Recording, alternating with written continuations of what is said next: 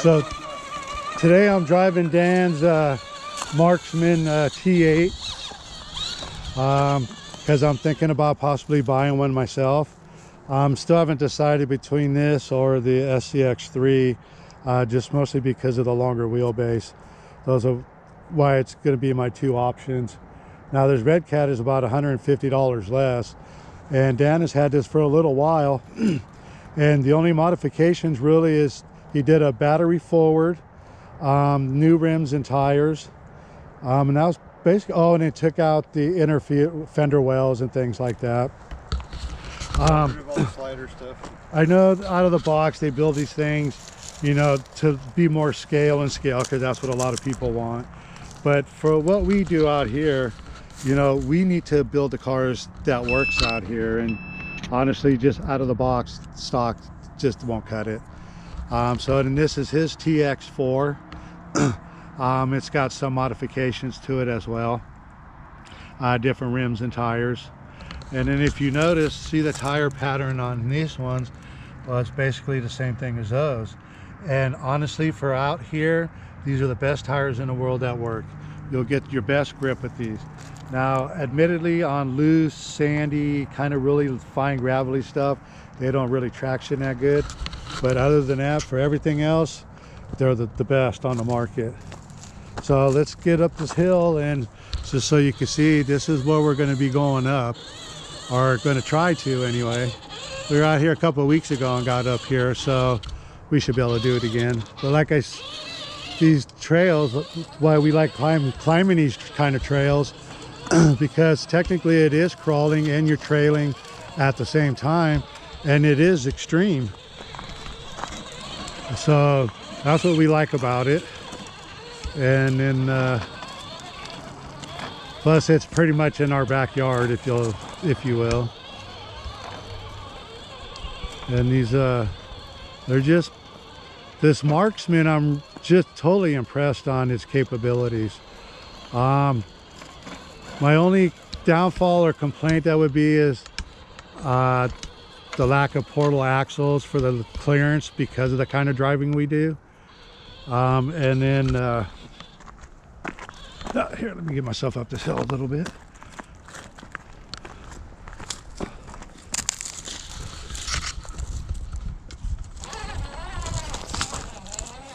And then the longer wheelbase, it does kind of hamper when you have to do a really tight turn, especially if you have to climb up on the side of the hill to get around a rock. And but other than that, I mean, this thing is doing spectacular.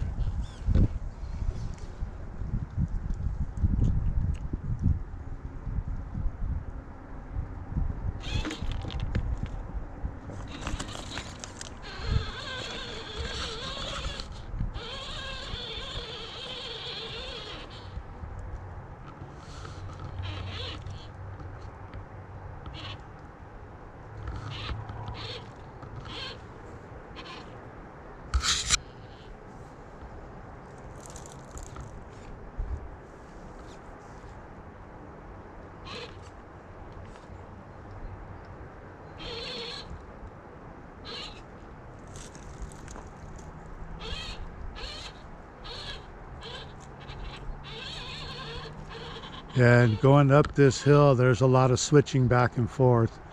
You know, it's just not like one trail going straight up. You actually have to go off to one side, cross over, and then go up a little more and then cross back over. And this is a pretty tough trail. This is the hardest one that we've found so far.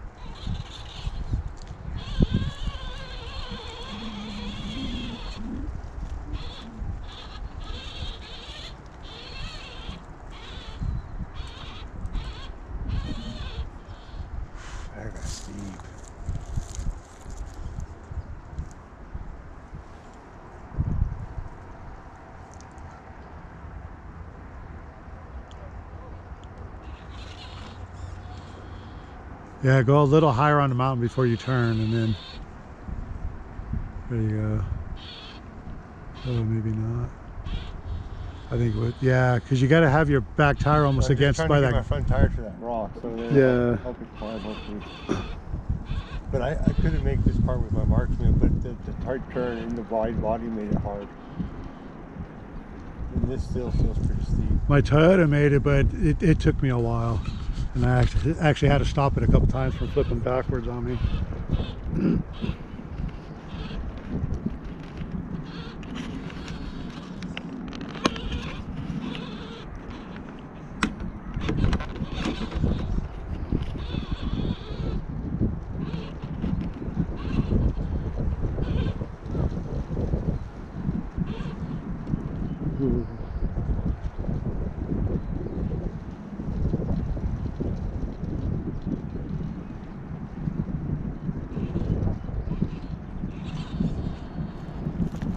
Great, now the wind wants to start blowing that we're standing on the side of a mountain here.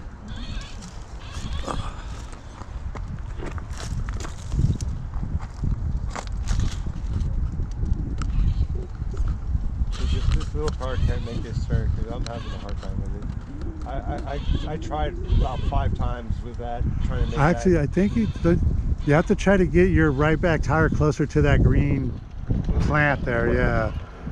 And then your body's got to kind of lay on that ledge as you're going around it. Or at least that's how I did it on my Toyota.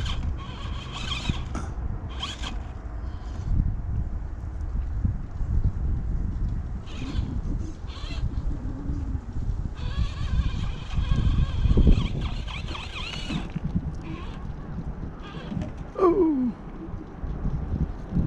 That's what I'm worried about.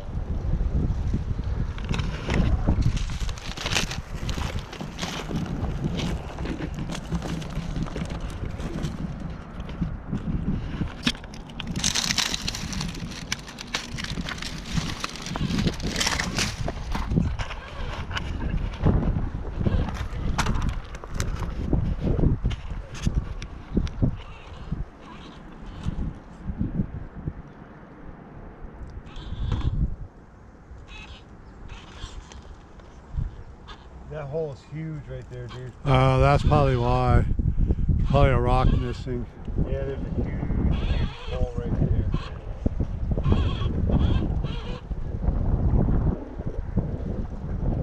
It's gonna suck me over.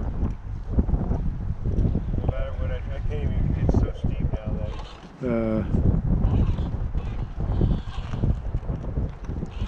mean, if I could get the hook up high up here, but it's kind of scary. Oh, it's starting to throw me that way.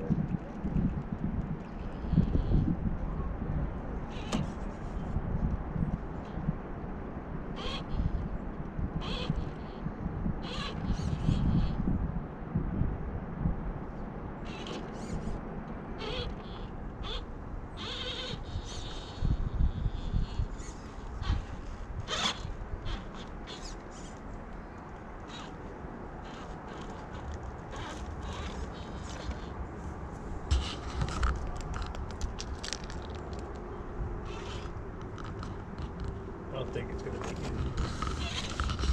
I'm trying not to like stand there and like avoid it.